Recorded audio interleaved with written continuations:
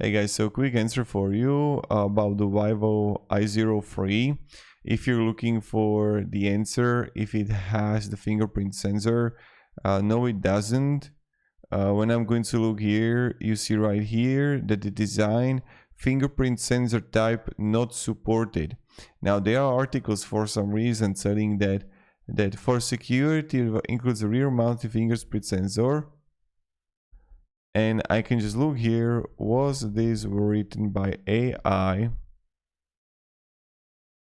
And I'm just going to check if it was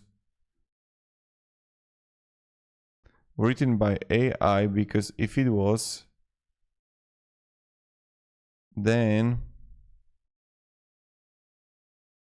look, then it means that most articles are written by AI.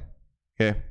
So it's like you don't have to trust all these like articles because everybody's using AI to write stuff and it's not supported at all.